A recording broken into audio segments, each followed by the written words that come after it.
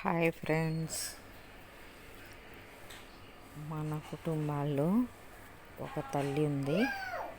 ఆ తల్లికి పిల్లల మీద అతి ప్రేమ వల్ల, లేకపోతే వాళ్ళ పెళ్ళిళ్ళు చేసుకోవటం ఇంట్రెస్ట్ లేకపోవటమో, మరి ఏదేమైనా తల్లి అంటే ప్రేమ ఉంటుంది.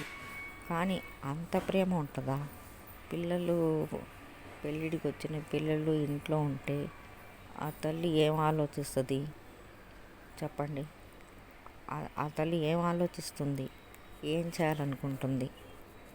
20, 30, 40 సంవత్సరాలు వస్తున్నా ఆ పిల్లల్ని వండి పెట్టుకుంటూ అలాగే ఉంటుందంటే ఆ తల్లి ఆ పిల్లల మీద అతి ప్రేమో లేకపోతే ఏమో నాకైతే తెలియదు ఫ్రెండ్స్.